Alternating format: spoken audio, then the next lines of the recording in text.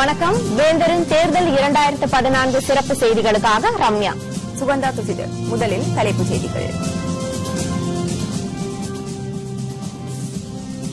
16வது மக்களவைத் தேர்தல் சற்று நேரத்தில் வாக்கு எண்ணிக்கை. அதிகாரம் யாருக்கு என மாலைக்குள் தெரியும். தமிழகத்தில் 39 தொகுதிகளில் வாக்கு எண்ணிக்கை. விரிவான பாதுகாப்பு ஏற்பாடுகள். மத்திய அமைச்சரவையில் இடம்பெறப் போவது யார் யார்? தலைநகர் தில்லியில் விறுவிறுப்பாக பரவும் ஊகங்கள். மோடியின் கிராமத்தில் மகிழ்ச்சி கொண்டாட்டம். வண்ண தோரணங்களுடன் வரவேற்பு முழக்கம்.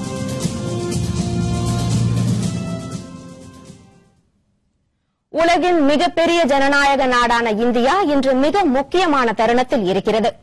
120 கோடிக்கும் அதிகமான மக்கள் தொகை கொண்ட இந்த நாட்டை அடுத்து ஆளப்போவது யார், அதிகாரம் யாருக்கு என்ற பிரம்மாண்டமான கேள்விக்கு மக்கள் என்ன விடை அளித்துள்ளார்கள் என்று அறிவதற்காக இந்த நாடே ஏன் இந்த உலகமே காத்துக் கொண்டிருக்கிறது. 28 மாநிலங்களிலும் 7 யூனியன் பிரதேசங்களிலுமாக பறந்து விரிந்து கிடக்கும் 543 தொகுதிகளில் ஏறத்தாழ 1 கோடி வாக்குச்சாவடிகளில் சுமார் 55 கோடிக்கும் அதிகமான வாக்காளர்கள் வாக்களித்திருக்கின்றனர். 9 கட்டங்களாக நடந்து முடிந்த மிகப்பெரிய ஜனநாயக திருவிழாவின் முடிவுகள் இன்றுதான் வெளிவர உள்ளன. 1952ஆம் ஆண்டு தொடங்கி இதுவரையிலும் 15 மக்களவைத் தேர்தல்கள் நடந்திருக்கின்றன. இது 16வது மக்களவைக்கு உறுப்பினர்களை தேர்ந்தெடுக்க நடந்த தேர்தல். இந்த தேர்தலில் பெரும்பான்மை பெறப்போவது யார், இந்த நாட்டை ஆளப்போவது யார், மக்கள் அளித்துள்ள தீர்ப்புதான் என்ன, அனைத்து கேள்விகளுக்கும் இன்று பிற்பகலில் இருந்து விடைகள் தெரிய தொடங்கிவிடும். இன்னும் சற்று நேரத்தில் நாடு முழுவதும் உள்ள அனைத்து வாக்கு எண்ணும் மையங்களிலும் ஒரே நேரத்தில் காலை 8 மணிக்கு வாக்கு எண்ணிக்கை தொடங்கவிருக்கிறது. காஷ்மீர் முதல் கன்னியாகுமரி வரையிலான தேர்தல் முடிவுகளை ஒவ்வொரு நிமிடமும் புதிய தகவல்களுடன் நேரலையில் இடைவிடாத சிறப்பு செய்தி அறிக்கைகளுடன் விரிவான விவாதங்களையும் ஒளிபரப்புகிறது வேந்தர் டிவி. மக்கள் அளித்துள்ள தீர்ப்பை, தேர்தல் முடிவுகளை அறிய தொடர்ந்து வேந்தர் டிவியுடன் இணைந்திருங்கள். நாட்டின் 16வது மக்களவையை தேர்ந்தெடுப்பதற்காக நடைபெற்ற தேர்தலில் பதிவான வாக்குகளின் எண்ணிக்கை இன்று காலை 8 மணிக்கு தொடங்குகிறது. பகல் 11 மணி வாக்கில் முன்னிலை நிலவரங்கள் தெரிய தொடங்கிவிடும். பிற்பகல் 3 மணி வாக்கில் முடிவுகள் வெளிவர தொடங்கும் என எதிர்பார்க்கப்படுகிறது. 543 உறுப்பினர்களை கொண்ட மக்களவைக்கு 9 கட்டங்களாக தேர்தல் நடைபெற்றது. ஏப்ரல் 7ஆம் தேதி முதல் கட்ட வாக்குப்பதிவும் மே 12ஆம் தேதி இறுதிக்கட்ட வாக்குப்பதிவும் நடைபெற்றது. இந்த மக்களவைத் தேர்தலில் முன் எப்போதும் இல்லாத அளவில் சுமார் 55 கோடி வாக்காளர்கள் தங்களின் ஜனநாயக கடமையை நிறைவேற்றியிருக்கின்றனர். தேர்தல் வரலாற்றில் முதன்முறையாக யாருக்கும் வாக்களிக்க விரும்பவில்லை என்பதை குறிக்கும் நோட்டா பொத்தான் இந்த மக்களவைத் தேர்தலில் பயன்படுத்தப்பட்டது. நரேந்திர மோடி, அத்வானி, சோனியா காந்தி, ராகுல் காந்தி உள்பட சுமார் 8000க்கும் மேற்பட்ட வேட்பாளர்களின் எதிர்காலத்தை இன்று வெளிவரப்போகும் முடிவுகள் தீர்மானிக்கப் போகின்றன. 543 தொகுதிகளிலும் பயன்படுத்தப்பட்ட மின்னணு இயந்திரங்கள் யாவும் 989 வாக்கு எண்ணிக்கை மையங்களில் பலத்த பாதுகாப்புடன் வைக்கப்பட்டிருந்தன. இன்றைய வாக்கு எண்ணும் பணியில் அரசு அலுவலர்கள் 10 லட்சம் பேர் பங்கேற்கின்றனர். காலை 8 மணிக்கு அஞ்சல் வாக்குகள் எண்ணப்படும். அரை மணி நேரத்தில் மின்னணு இயந்திரங்களில் பதிவான வாக்குகள் எண்ணிக்கையும் தொடங்கிவிடும். காலை 11 மணி வாக்கில் முன்னிலை நிலவரம் தெரியவரும். மாலைக்குள் முடிவுகள் வெளியாகும் என்று எதிர்பார்க்கப்படுகிறது. வாக்கு எண்ணிக்கை சற்று நேரத்தில் தொடங்க உள்ள நிலையில் நாட்டின் தலைநகர் தில்லியிலும் வட மாநிலங்களிலும் விரிவான ஆயத்த பணிகள் நடைபெற்றுக் கொண்டிருக்கின்றன. பலத்த பாதுகாப்பு ஏற்பாடுகள் போடப்பட்டுள்ளன. வாக்கு எண்ணிக்கை தொடங்க சற்று நேரம் உள்ள நிலையில் வாக்கு எண்ணும் மையங்களில் 3 அடுக்கு பாதுகாப்பு ஏற்பாடுகள் செய்யப்பட்டுள்ளன. மத்திய பிரதேச மாநிலத்தில் பதிவான வாக்குகள் தலைநகர் போபாலில் உள்ள ஒரு சிறைச்சாலை வளாகத்தில் எண்ணப்பட உள்ளது. மாவோயிஸ்டுகளின் அச்சுறுத்தலை அடுத்து பாதுகாப்பு பணிகளில் சுமார் 1500 காவலர்கள் ஈடுபடுத்தப்பட்டுள்ளனர். மக்களவைத் தேர்தலுடன் சேர்த்து 294 உறுப்பினர்களை கொண்ட சீமாந்திரா தெலுங்கானா இணைந்த ஆந்திர சட்டப்பேரவைக்கும் 147 உறுப்பினர்களை கொண்ட ஒடிசா சட்டசபைக்கும் 32 உறுப்பினர்களை கொண்ட சிக்கிம் சட்டப்பேரவை மற்றும் 60 உறுப்பினர்களை கொண்ட அருணாச்சல பிரதேச சட்டசபைக்கும் தேர்தல் நடைபெற்றது. இவற்றுக்கான வாக்கு எண்ணிக்கையும் இன்னும் சற்று நேரத்தில் தொடங்க உள்ளது. There are 82 observers which have been appointed by the Election Commission, and there is one reserve observer also. They have already reached their respective locations. The ROs have made elaborate arrangement for the security. So there's a 3-tier security for every counting location, and the CAPF forces also have been put into position. And wherever we think there may be some problem after the declaration of result, additional forces have been mobilized. And the actual process of counting is done by a team of personnel under the guidance of the RO, which includes the counting supervisor, counting assistant, a micro observer, and the supporting staff. தமிழகத்தின் தலைநகர் சென்னையில் உள்ள 3 மக்களவை தொகுதிகள் மற்றும் ஆலந்தூர் சட்டசபை இடைத்தேர்தலில் பதிவான வாக்குகளின் எண்ணிக்கை இன்னும் சற்று நேரத்தில் தொடங்க உள்ளது. வாக்கு எண்ணிக்கை ஏற்பாடுகள் பற்றிய விரிவான தகவல்களை தருகிறார் எமது செய்தியாளர் சையது. 16வது மக்களவைத் தேர்தலுக்கான வாக்கு எண்ணிக்கை நாடு முழுவதும் இன்று காலை துவங்குகிறது. தமிழகத்தை பொறுத்தவரை 39 மக்களவைத் தொகுதிகளுக்கான வாக்கு எண்ணிக்கை இன்று காலை 8 மணிக்கு துவங்க இருக்கிறது. சென்னையை பொறுத்தவரை வடசென்னை தொகுதி ராணி மேரி கல்லூரியிலும், மத்திய சென்னை தொகுதி லயோலா கல்லூரியிலும், தென் சென்னை தொகுதி அண்ணா பல்கலைக்கழகத்திலும் வாக்குகள் எண்ணப்பட இருக்கிறது. தேர்தல் பார்வையாளர்களாக 62 தேர்தல் பார்வையாளர்கள் நியமிக்கப்பட்டிருக்கிறார்கள். பலத்த பாதுகாப்பு ஏற்பாடுகளும் போடப்பட்டுள்ளது. வாக்கு எண்ணிக்கை மையங்களில் 3 அடுக்கு பாதுகாப்பு போடப்பட்டுள்ளது. இதுவரை 13,626 காவல்துறையினர் பணியிலே ஈடுபட்டு வருகிறார்கள். இன்று காலையிலேயே வாக்கு எண்ணிக்கையில் ஈடுபடக்கூடிய தேர்தல் பணியாளர்கள் அனைவருமே அனுமதிக்கப்பட்டிருக்கிறார்கள். தற்போது ஏஜென்ட்கள் அனைவருமே வாக்கு எண்ணிக்கை மையங்களுக்குள்ளே அனுமதிக்கப்பட்டிருக்கிறார்கள். இன்னும் சிறிது நேரத்தில், அதாவது காலை 8 மணிக்கு வாக்கு எண்ணிக்கை துவங்க இருக்கிறது. முதல் முறையாக தபால் வாக்குகள் எண்ணப்பட இருக்கிறது. அதனைத் தொடர்ந்து மின்னணு வாக்குப்பதிவு இயந்திரங்களின் வாக்கு எண்ணிக்கை துவங்க இருக்கிறது. காலை, அதாவது 10 மணிக்குள் முதல் சுற்று வாக்கு எண்ணிக்கை முடிவுகள் தெரியவரும் என்று எதிர்பார்க்கப்படுகிறது. வேந்தர் செய்திகளுக்காக ஒளிப்பதிவாளர் சிவாவுடன் செய்யது.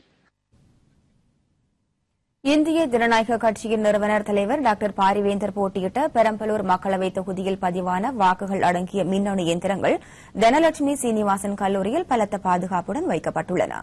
இன்னும் சற்று நேரத்தில் தொடங்க உள்ள வாக்கு எண்ணிக்கை ஏற்பாடுகள் பற்றிய விவரங்களை தருகிறார் நமது செய்தியாளர் ராஜேந்திரன்.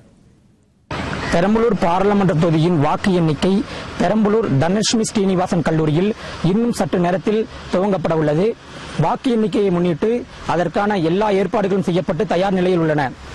வாக்கு எண்ணும் பணியில் 540 அலுவலர்களும், பாதுகாப்பு பணியில் மத்திய போலீசார் மற்றும் தமிழக போலீசார் உள்ளிட்ட 640 காவல்துறையினர் ஈடுபடுத்தப்பட்டுள்ளனர். வேந்தர் செய்திகளுக்காக பெரம்பலூரிலிருந்து ராஜேந்திரன். மதுரை மக்களவை தொகுதிக்கான வாக்கு எண்ணிக்கை அரசு மருத்துவக் கல்லூரி வளாகத்தில் இன்னும் சற்று நேரத்தில் தொடங்க உள்ளது. இங்கு செய்யப்பட்டுள்ள பாதுகாப்பு ஏற்பாடுகள் உள்பட பல விரிவான தகவல்களை தருகிறார் நமது செய்தியாளர் குமார். 16வது மக்களவைத் தேர்தலுக்கான 6ஆம் கட்ட வாக்குப்பதிவு தமிழகம் மற்றும் புதுச்சேரியில் கடந்த ஏப்ரல் 24ஆம் தேதி நடைபெற்றது. இதற்கான வாக்கு எண்ணிக்கை இன்னும் சற்று நேரத்தில் துவங்க உள்ளது. மதுரையில் வாக்கு எண்ணிக்கை நடைபெற உள்ள மதுரை மருத்துவக் கல்லூரி வளாகத்தில் 3 அடுக்கு பாதுகாப்பு போடப்பட்டுள்ளது. சுமார் 400க்கும் மேற்பட்ட காவல்துறையினர் பாதுகாப்பு பணியில் ஈடுபட்டு வருகின்றனர். வேந்தர் டிவி செய்திகளுக்காக மதுரையிலிருந்து குமார். தேர்தல் முடிவுகளை பொறுத்திருந்து பார்ப்போம் என்று சீதாராம் யெச்சூரி தெரிவித்துள்ளார். தில்லியில் தலைமை தேர்தல் ஆணையரை சந்தித்த பிறகு செய்தியாளர்களுடன் பேசிய மார்க்சிஸ்ட் கம்யூனிஸ்ட் கட்சி மூத்த தலைவர் சீதாராம் யெச்சூரி வாக்கு எண்ணிக்கை முறையாக நடைபெற வேண்டும் என்று தேர்தல் ஆணையரிடம் வலியுறுத்தியதாக தெரிவித்தார். I met the CEC today and very long discussion on our request that the counting process should be held in a proper manner where no disruption should be permitted. And also out of the last 2 phases of the elections where we've seen large-scale violence, and that there should not be any incident whereby because of violence they'll take all the necessary measures. The match has been played, the result has not yet been declared. So let us just... ஊடகங்கள் வெளியிட்டுள்ள தேர்தலுக்கு பிந்தைய கருத்து கணிப்புகள் வெவ்வேறு மாதிரியாக இருப்பதாக காங்கிரஸ் கட்சி கருத்து தெரிவித்துள்ளது. நாடு முழுவதும் தேர்தலுக்கு பிறகு வெளியான கருத்து கணிப்பில் பாரதிய ஜனதாவுக்கு ஆதரவான அலையை வீசுவதாக தெரிவிக்கப்பட்டிருக்கிறது.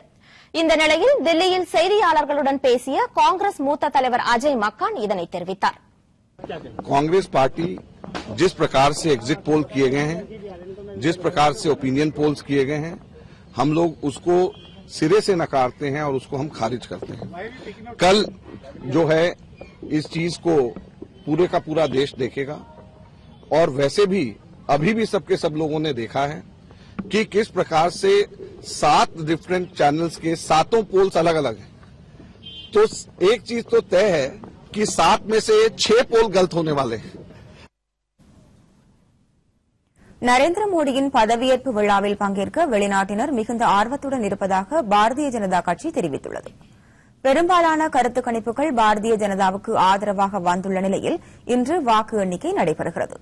இதுபற்றி செய்தியாளர்களுடன் பேசிய பாரதிய ஜனதா பிரமுகர்களில் ஒருவரான விஜய் ஜாலி கட்சியின் வெற்றி குறித்து மக்கள் கொண்டாட்டமான மனநிலையில் இருப்பதாக தெரிவித்தார்.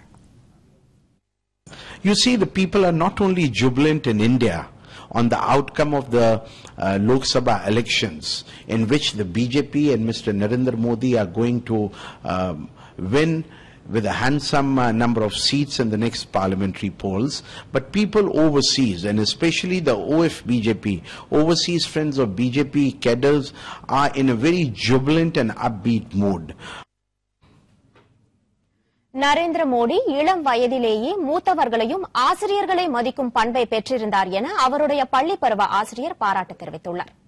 மக்களவைத் தேர்தல் வாக்கு எண்ணிக்கை இன்று நடைபெற உள்ள நிலையில் நாடெங்கும் உள்ள மோடியின் ஆதரவாளர்கள் அவருடைய வெற்றியை கொண்டாட தயாராகி வருகின்றனர். இந்நிலையில் மோடியின் சொந்த கிராமமான வத் நகரும் கொண்டாட்டத்துக்கு தயாராகி வருகிறது. தங்களுடைய மண்ணை சேர்ந்த ஒரு எளிய மனிதர் நாட்டின் மிக முக்கியமான பதவியை ஏற்கப் போகும் தருணத்தை தங்கள் வெற்றியைப் போலவே எண்ணி அவர்கள் மகிழ்ச்சி தெரிவித்துள்ளனர். மொத்த கிராமத்தையும் தோரணங்களாலும் வண்ண விளக்குகளாலும் அலங்கரித்து வெற்றி விழாவை கொண்டாட வத்நகர் கிராம மக்கள் தயாராகி வருகின்றனர். இந்த நாள் தங்களுக்கு தீபாவளி போல இருப்பதாக கிராம மக்கள் மகிழ்ச்சி தெரிவித்தனர். மோடியின் பள்ளிப்பருவ ஆசிரியரும் அவருக்கு பாராட்டு தெரிவித்துள்ளார். वडनगर में अभी बहुत आनंद का माहौल है. अभी बहुत आनंद है. दिवाली जैसा माहौल है. अभी पूरे गांव को सजाया गया है. पूरे गांव को रोशनी की गई है. और कल रिजल्ट के बाद अब यहाँ बिल्कुल दिवाली उत्सव का माहौल यहाँ रहेगा. गांव लोग बहुत खुश हैं. बचपन की वो गुरुओं का, गांव के वडीलों का रिस्पेक्ट बहुत करता था. जो आज लोग बोल रहे हैं ये मुझे पसंद नहीं है, क्योंकि अपने दिल में जो कोई बात है वो बिना झिझक किसी को भी सामने रजू करने में वो माहिर था. और सबके साथ अच्छी तरह से बात करके जो सत्य है इसका स्वीकार करने में इसको कोई झिझक नहीं थी. தேசிய ஜனநாயக கூட்டணியே அதிக அளவிலான தொகுதிகளில் வெற்றி பெறும் என கருத்து கணிப்புகள் அனைத்தும் சுட்டிக்காட்டியுள்ள நிலையில் யார் யாரெல்லாம் பிரதமராக பொறுப்பேற்கும் நரேந்திர மோடியின் அமைச்சரவையில் இடம்பெறுவார்கள் என்ற ஊகங்கள் தலைநகர் தில்லியில் இறக்கை விரித்து பறந்து கொண்டிருக்கின்றன. யாருடைய தயவும் தேவைப்படாத அளவுக்கு பெரும்பான்மையை பாரதிய ஜனதா கட்சி பெற்றுவிட்டால் எதை பற்றியும் யாரை பற்றியும் கவலைப்படாமல் மத்தியில் ஆட்சி அமைத்துவிட முடியும். ஆனால் அது அவ்வளவு எளிதல்ல என்றே கருதப்படுகிறது. குஜராத்தின் முதல்வராக இருந்த நரேந்திர மோடியை பிரதமர் வேட்பாளராக மாற்றியதில் கணிசமான பங்காற்றியவரான ராஜ்நாத் சிங், மோடிக்கு மிக நெருக்கமானவர்கள் என கருதப்படும் பாரதிய ஜனதா ஆளும் ராஜஸ்தான் மாநில முதல்வர் வசுந்தரா ராஜே சிந்தியா, சத்தீஸ்கர் மாநில முதல்வரான ரமன் சிங் ஆகியோரின் பரிந்துரைகளுக்கு மோடி முக்கியத்துவம் அளிப்பார் என்று கருதப்படுகிறது.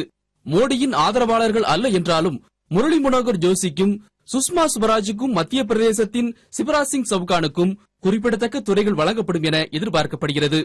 பாரதிய ஜனதாவின் செய்தி தொடர்பாளரான அருண்ஜேட்லி தான் நிதித்துறை அமைச்சராக பொறுப்பேற்பார் என கூறப்படுகிறது. அமிர்தசரஸில் நடைபெற்ற தேர்தல் பிரச்சார பொதுக்கூட்டத்தில் பேசும்போது கூட அருண்ஜேட்லிக்கு மிக முக்கியமான துறை வழங்கப்படும் என்பதை குறிப்பாக மோடி தெரிவித்திருந்தார். பாதுகாப்புத்துறை தொழில்களை உள்நாட்டிலேயே வலுப்படுத்த வேண்டும் என்ற எண்ணம் கொண்டவரான மோடி பாதுகாப்புத்துறையை தன்வசமே வைத்துக் கொள்ளவும் வாய்ப்பு இருப்பதாக கருதப்படுகிறது. அல்லது ராஜ்நாத் சிங் சுட்டிக்காட்டும் ஒருவருக்கு வழங்கலாம் என்றும் கூறப்படுகிறது. வெளியுறவுத்துறை என்றதுமே நினைவுக்கு வருபவர் யஸ்வந்த் சின்ஹா. ஏற்கனவே நிதித்துறை, வெளியுறவுத்துறைகளின் அமைச்சராக இருந்தவர். ஆனால் இந்த முறை தேர்தலில் போட்டியிடவில்லை. அவருடைய மகன் ஜெயந்துக்குத்தான் வாய்ப்பளிக்கப்பட்டிருக்கிறது. எனினும் மகன் அமைச்சராக வாய்ப்பில்லை. யஸ்வந்த் சின்ஹாவுக்கே வாய்ப்பு அளிக்கப்படும் என்றே தெரிகிறது.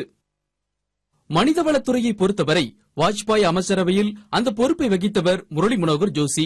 ஆனால் சங் பரிவார் அமைப்புகளுடன் அவருக்குள்ள நெருக்கம் காரணமாக விமர்சிக்கப்படுபவர் அவர். எனவே சுஷ்மா சுவராஜுக்கு இந்த பதவியை மோடி வழங்கிவிடுவார் என்றே அரசியல் வட்டாரங்கள் தெரிவிக்கின்றன. பாரதிய ஜனதாவின் முக்கியமான கூட்டணி கட்சி தெலுங்கு தேசம். ஆனால் வாஜ்பாய் அரசில் சந்திரபாபு நாயுடு இடம்பெறவில்லை. ஏற்கனவே பீகாரைச் சேர்ந்த பாஸ்வான், லாலு, நிதிஷ் ஆகியோரும் மேற்கு வங்கத்தை சேர்ந்தவர்களும் ரயில்வே அமைச்சராக இருந்துவிட்டார்கள். இந்த முறை தெலுங்கு தேசத்துக்கு அந்த வாய்ப்பு வழங்கப்படலாம் என்று எதிர்பார்க்கப்படுகிறது. சட்டம் மற்றும் நீதித்துறை ரவிசங்கர் பிரசாத்துக்கும், நகர்ப்புற மேம்பாட்டுத்துறை நிதின் கட்கரிக்கும் வழங்கப்படலாம். உள்துறையை மோடியே வைத்துக் கொள்வார் அல்லது குஜராத்தை சேர்ந்த ஒருவருக்கு வழங்குவார் என்றும், வேளாண் துறையை கூட்டணி கட்சியான அகாலிதளத்துக்கு விட்டு தந்துவிடுவார் என்றும் ஊகங்கள் நிலவுகின்றன. தேர்தல் முடிவுகள் தெளிவாக தெரிந்ததும் மேலும் மேலும் கணிப்புகளும் ஊகங்களும் வெளிவரத் தொடங்கிவிடும் என எதிர்பார்க்கப்படுகிறது. தமிழக மாவட்டங்களில் வாக்கு எண்ணிக்கை தொடக்கம்.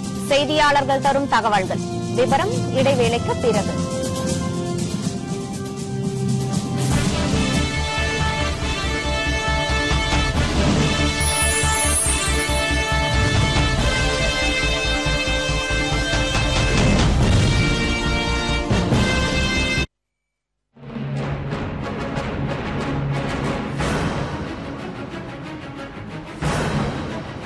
அரசியல், சமூக மற்றும் சமகால நிகழ்வுகள் பற்றிய உரையாடல். இன்றைக்கு அரசியல் என்பது கொலைகார அரசியலாகி, ஊரையேறி கோழி பிடிக்க தெரியாதவர்கள் இன்னைக்கு வானத்தை கீறி வைகுண்டத்தை காண்பிப்போம் என்பது கூட நடக்கிற காரியமானு தெரியல.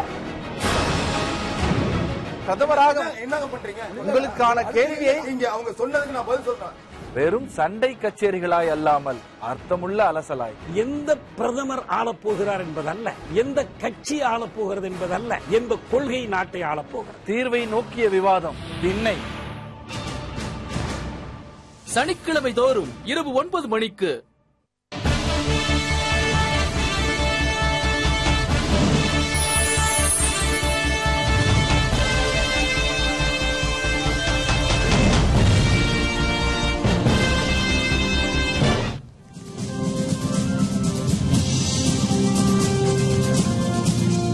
வேந்தரின் தேர்தல் சிறப்பு செய்திகள் 2014 தொடர்கிறது. திருச்சி மக்களவை தொகுதிக்கான வாக்கு எண்ணிக்கை சாரநாதன் பொறியியல் கல்லூரியில் இன்னும் சற்று நேரத்தில் தொடங்க உள்ளது. வாக்கு எண்ணிக்கைக்கு செய்யப்பட்டுள்ள ஏற்பாடுகள் பற்றிய விரிவான தகவல்களை தருகிறார் நமது செய்தியாளர் மகேஸ்வரன். 2994 மின்னணு வாக்குப்பதிவு இயந்திரங்கள் பாதுகாப்பான முறையில் திருச்சி மதுரை சாலையில் இருக்கிற சாரநாதன் பொறியியல் கல்லூரியில் பாதுகாப்பாக வைக்கப்பட்டிருக்கு. இந்த வாக்கு எண்ணிக்கை மையம் முழுவதுமே மத்திய துணை ராணுவ படையினர், தமிழ்நாடு போலீஸ் உட்பட 500க்கும் மேற்பட்ட போலீசாரை கொண்டு ஒரு 5 அடுக்கு போலீஸ் பாதுகாப்பு போடப்பட்டிருக்கு. வாக்கு எண்ணிக்கை இன்னும் சற்று நேரத்தில் தொடங்க இருக்குது. இந்த வாக்கு எண்ணிக்கை தொடங்குறதுக்கு முன்னாடி ஒரு சட்டப்பேரவை வாரியாக ஒரு சட்டப்பேரவைக்கு 14 மேஜைகள் வீதம் மொத்தம் 84 மேஜைகள் போடப்பட்டிருக்கு. ஒரு மேஜைக்கு ஒரு வாக்கு எண்ணிக்கை அலுவலர், ஒரு கண்காணிப்பாளர், 2 உதவியாளர்கள் என பணியில் ஈடுபடுத்தப்பட்டிருக்காங்க. மொத்தம் இந்த வாக்கு எண்ணிக்கை பணியில 540க்கும் மேற்பட்ட பணியாளர்கள் ஈடுபடுத்தப்பட்டிருக்காங்க. இந்த வாக்கு எண்ணிக்கை மையத்தில் 1141 வேட்பாளருடைய முகவர்கள் மட்டும்தான் அனுமதிக்கப்பட்டிருக்காங்க. மற்றவர்கள் யாரும் உள்ள அனுமதிக்கப்படல. விரிவான பாதுகாப்பு ஏற்பாடுகளோட வாக்கு எண்ணிக்கையானது இன்னும் சற்று நேரத்தில் தொடங்க இருக்கு. வேந்தர் செய்திகளுக்காக ஒளிப்பதிவாளர் சரவணகுமாருடன் ஜோ மகேஸ்வரன். சேலம் மக்களவை தொகுதியில் பதிவான வாக்கு எண்ணிக்கை காலை 8 மணி அளவில் துவங்க உள்ளது. இது பற்றி கூடுதல் விவரங்களை தொலைபேசி வாயிலாக தருகிறார் சேலம் செய்தியாளர் ராமஅழகிரி. சேலம் நாடாளுமன்ற தொகுதியில் ஓமலூர், எடப்பாடி, வீரபாண்டி, சேலம் மேற்கு, வடக்கு, தெற்கு ஆகிய 6 சட்டமன்ற தொகுதிகளில் மொத்தம் 14,97,515 வாக்காளர்கள் உள்ளனர். இதில் கடந்த மாதம் 24ஆம் தேதி நடைபெற்ற வாக்குப்பதிவின் போது 11,49,027 பேர் வாக்காளர்கள் தங்களது வாக்கை பதிவு செய்திருந்தனர். இது மொத்த சதவீதம் 76.73% இருந்தது. வாக்குப்பதிவு செய்யப்பட்ட மின்னணு வாக்குப்பெட்டிகள் அனைத்தும் சேலம் கருப்பு பகுதியில் இன்ஜினியரிங் கல்லூரியில் வைக்கப்பட்டுள்ளது. இன்று அதிகாலை 5 மணியிலிருந்து வாக்கு எண்ணிக்கை நடைபெறும் இடத்திற்கு அதிகாரிகள் மற்றும் அரசியல் கட்சிகளின் ஏஜென்ட்கள் வர துவங்கினர். பலத்த பாதுகாப்புக்கிடையே அனைவரும் சோதனை செய்த பிறகே உள்ள அனுமதிக்கப்படுகின்றனர். 8 மணி அளவிற்கு தபால் வாக்கு பெட்டிகள் எண்ணப்பட உள்ளது. அதைத் தொடர்ந்து மின்னணு வாக்கு பெட்டிகள் திறக்கப்பட்டு வாக்கள் எண்ணப்பட உள்ளது. மிகவும் சேலம் நாடாளுமன்ற தொகுதியில் 2 இடங்களில் மறுவாக்குப்பதிவு நடைபெற்றது. அதனால் சேலம் நாடாளுமன்ற தொகுதி வாக்கு எண்ணிக்கையை மிகவும் சேலம் வாக்காளர்கள் மிகவும் எதிர்பார்த்துள்ளனர். சேலத்திலிருந்து ராமஅழகிரி. தர்மபுரி மக்களவை தொகுதியில் பதிவான வாக்குகளின் எண்ணிக்கை இன்னும் சற்று நேரத்தில் அரசு கலைக் கல்லூரி வளாகத்தில் தொடங்க இருக்கிறது. இது பற்றிய தகவல்களை தருகிறார் நமது செய்தியாளர் ஜெயகாந்தன். தருமபுரியில் பதிவான வாக்குகளை இன்னும் சற்று நேரத்தில் எண்ணும் பணி துவங்க உள்ளது. முதலில் தபால் ஓட்டுகள் எண்ணப்படுகிறது. அதற்கு பின்பு மின்னணு வாக்கு எந்திரத்தில் பதிவான வாக்குகள் எண்ணப்பட்ட பின்பு முன்னணி நிலவரம் 1 மணி நேரத்துக்கு பின்பு தெரிய வரும். கன்னியாகுமரி தொகுதியில் பதிவான வாக்குகளின் எண்ணிக்கை கோணம் பகுதியில் உள்ள அரசு தொழில்நுட்ப கல்லூரியில் இன்னும் சற்று நேரத்தில் தொடங்க இருக்கிறது. இது பற்றிய கூடுதல் தகவல்களை தருகிறார் நமது கன்னியாகுமரி செய்தியாளர் ஆனந்த் ஜியோ. நடந்து முடிந்த நாடாளுமன்ற தேர்தல் வாக்குப்பதிவு எண்ணிக்கை இன்று காலை 8 மணி அளவில் இன்னும் சற்று நேரத்தில் துவங்க உள்ளது. கன்னியாகுமரி தொகுதியின் வாக்குப்பதிவு இயந்திரங்கள் கோணம் அரசு தொழில்நுட்ப கல்லூரியில் வைக்கப்பட்டு 3 அடுக்கு போலீஸ் பாதுகாப்போடு பாதுகாக்கப்பட்டு வருகின்றது. கன்னியாகுமரி நாடாளுமன்ற தொகுதியில் கன்னியாகுமரி, நாகர்கோவில், விளவங்கோடு, கிள்ளியூர், குளச்சல், பத்மநாபபுரம் ஆகிய 6 சட்டமன்ற தொகுதிகளில் வாக்குப்பதிவு இயந்திரங்கள் தனித்தனி அறையில் வைக்கப்பட்டு ஒவ்வொரு சுற்றுகளாக எண்ணப்பட்டு அதன் முடிவுகள் இறுதியில் அறிவிக்கப்படும். புதுவை மக்களவை தொகுதி தேர்தலில் பதிவான வாக்குகள் 4 இடங்களில் எண்ணப்படுகின்றன. இதில் ஒரு வாக்கு எண்ணிக்கை மையமான புதுச்சேரி பாரதிதாசன் அரசினர் மகளிர் கல்லூரியில் இன்று காலை 8 மணியளவில் வாக்குகள் எண்ணப்பட உள்ளன. இதுபற்றி கூடுதல் விவரங்களை தருகிறார் நமது செய்தியாளர் கந்தன். நடந்து முடிந்த 16வது நாடாளுமன்ற தேர்தலுக்கான வாக்கு எண்ணிக்கை இன்னும் சற்று நேரம் தொடங்கப்பட உள்ளன. முதற்கட்டமாக தபால் ஓட்டுகள் எண்ணப்பட உள்ளன. மேலும் இந்த வாக்கு எண்ணும் மையம் அமைக்கப்பட்டுள்ள பாரதிதாசன் மகளிர் கல்லூரியில் பலத்த போலீஸ் பாதுகாப்பு போடப்பட்டுள்ளது. இது மட்டும் இல்லாமல் இவ்வழியாகவே வாகனங்கள் செல்ல போலீசார் தடை வைத்துள்ளனர். வேந்தர் செய்திக்காக புதுச்சேரியிலிருந்து கந்தன். திருவள்ளூர் தனி மக்களவை தொகுதி வாக்கு எண்ணும் மையத்தில் அனைத்து ஏற்பாடுகளும் தயார் நிலையில் உள்ளதாக திருவள்ளூர் மாவட்ட ஆட்சியர் தெரிவித்துள்ளார். திருவள்ளூர் மக்களவை தொகுதிக்கான வாக்கு எண்ணிக்கை பெருமாள்பட்டு பகுதியில் உள்ள வித்யா மந்திர் பள்ளியில் காலை 8 மணி அளவில் துவங்க உள்ளது. இந்த வாக்கு எண்ணும் மையத்தின் பாதுகாப்பு குறித்து திருவள்ளூர் மாவட்ட ஆட்சியர் நேற்று நேரில் ஆய்வு மேற்கொண்டார். அப்போது செய்தியாளர்களிடம் பேசிய அவர், வாக்கு எண்ணிக்கை நடைபெறும் இடங்களில் 3 அடுக்கு பாதுகாப்புடன் அனைத்து ஏற்பாடுகளும் தயாராக இருப்பதாக திருவள்ளூர் மாவட்ட ஆட்சியர் வீர ராகவராவ் தெரிவித்தார். All counting halls, EVM strong rooms, media center, observer room arrangements, security arrangements, basic amenities for all staff, food arrangements, everything is arranged. And arrival counting agents, counting personnel போறதுக்காக clear directed pathways எல்லாம் clear தெளிவாக arrangement பண்ணிருக்கோம். சேலம் மக்களவை தொகுதிக்கான வாக்கு எண்ணிக்கை நடைபெறும் மையத்திற்கு பலத்த பாதுகாப்பு போடப்பட்டுள்ளதாக அம்மாவட்ட காவல்துறை கண்காணிப்பாளர் தெரிவித்துள்ளார். இதுகுறித்து சேலம் காவல்துறை கண்காணிப்பாளர் சக்திவேல் செய்தியாளர்களுக்கு அளித்த பேட்டியில், சேலம் மக்களவை தொகுதியில் பயன்படுத்தப்பட்ட மின்னணு வாக்குப்பதிவு இயந்திரங்கள் சேலம் கருப்பூரில் உள்ள அரசு பொறியியல் கல்லூரியில் பாதுகாப்பாக வைக்கப்பட்டுள்ளது என்று தெரிவித்தார். மேலும் வாக்கு மையத்திற்கு 3 அடுக்கு பாதுகாப்பு போடப்பட்டு தீவிர கண்காணிப்பு மேற்கொள்ளப்பட்டு வருவதாகவும் சக்திவேல் தெரிவித்தார். ஸோ இன்டீரியராக கவுண்டிங் ஹாலும் ஸ்ட்ராங் ரூம் ஏரியாவும் அவங்க சிஐஎஸ்எஃப் பார்க்குறாங்க. அதுக்கு வெளியில் இருக்கக்கூடிய செகண்ட் கார்டன் நம்ம தமிழ்நாடு ஸ்பெஷல் போலீஸ், டிஸ்ட்ரிக்டில் இருக்கக்கூடிய ஆர்ம்டு போலீஸ், இது போக லோக்கல் போலீஸும் பார்க்குறாங்க. என்டையராக வெளியில் இருக்கக்கூடிய கார்டன் எல்லாமே லோக்கல் போலீஸ் வச்சு பந்தோபஸ்து போட்டுக்கிறோம். கிட்டத்தட்ட ஒரு company DSP special police, 2 platoon armed ரிசர்வில் யூட்டிலைஸ் பண்ணுறோம். மொத்தத்தில் பார்க்கும்போது கிட்டத்தட்ட ஒரு 400 போலீஸுக்கு மேலே பந்தோபஸ்து டிப்ளாய் பண்ணியிருக்கிறோம். நெல்லை மக்களவை தொகுதியில் பதிவான வாக்கு எண்ணிக்கை இன்னும் சற்று நேரத்தில் தொடங்க உள்ளது. இது பற்றி விரிவான விவரங்களை தொலைபேசி வாயிலாக தருகிறார் நெல்லை செய்தியாளர் முத்துராமன். திருநெல்வேலி மாவட்டத்தின் 2 மக்களவை தொகுதிகளான நெல்லை மற்றும் தென்காசி மக்களவை தொகுதிக்கான தேர்தல் கடந்த மாதம் 24ஆம் தேதி நடைபெற்று முடிந்தன. நெல்லை தொகுதியை பொறுத்தவரைக்கும் 27 வேட்பாளர்கள் போட்டியிட்டனர். மொத்த சதவீதம் 67.68% வாக்குகள் பதிவாகியிருந்தன. மொத்தம் 9,60,799 வாக்காளர்கள் தங்கள் வாக்குகளை பதிவு செய்திருந்தனர். இந்த வாக்குப்பெட்டிகள் அனைத்தும் நெல்லை ரெட்டியார்பேட்டையில் உள்ள அரசு பொறியியல் கல்லூரியில் தற்போது வைக்கப்பட்டு இன்று காலை 8 மணி அளவில் வாக்கு எண்ணும் பணி நடைபெற உள்ளன. இதற்காக மொத்தம் வாக்கு எண்ணிக்கை உதவியாளர்கள் 180 பேர்கள், அப்சர்வர்கள் 180 பேர்கள் என்று மொத்தம் 540 தேர்தல் பார்வையாளர்கள் தற்போது வாக்கு எண்ணும் பணியில் ஈடுபட்டுக் கொண்டிருக்கின்றனர். அதேபோல் தென்காசி தொகுதியில் மொத்தம் 18 வேட்பாளர்கள் போட்டியிட்டனர். மொத்தம் 73.60% வாக்குகள் பதிவாயிருந்தன. மொத்தம் மொத்தம் 10,15,237 வாக்காளர்கள் தங்கள் வாக்குகளை பதிவு செய்திருந்தனர். இந்த வாக்குப்பெட்டிகள் அனைத்தும் குற்றாலம் பராசக்தி கல்லூரியில் தற்போது வைக்கப்பட்டு அங்கு 3 அடுக்கு பாதுகாப்பு போடப்பட்டுள்ளன. அங்கு 100 மீட்டர் தொலைவில் கட்சி உறுப்பினர்களும் மற்றும் யாரும் உள்ளே வரக்கூடாது என்று காவல்துறையினர் மிகுந்த கட்டுப்பாடு விதிக்கப்பட்டுள்ளனர். 8 மணி அளவில் முதல் கட்டமாக தபால் ஓட்டுகள் எண்ணப்பட்டு பின்னர் 9 மணி அளவில் முதல் மற்றும் 2 சுற்றுகளின் வாக்குகள் தெரியவரும் என்று எதிர்பார்க்கப்படுகிறது. மீண்டும் தலைப்புச் செய்திகள். 16வது மக்களவைத் தேர்தல் சற்று நேரத்தில் வாக்கு எண்ணிக்கை. அதிகாரம் யாருக்கு என மாலைக்குள் தெரியும். தமிழகத்தில் 39 தொகுதிகளில் வாக்கு எண்ணிக்கை. விரிவான பாதுகாப்பு ஏற்பாடுகள். மத்திய அமைச்சரவையில் இடம்பெறப்போவது யார் யார்? தலைநகர் தில்லியில் விறுவிறுப்பாக பரவும் ஊகங்கள்.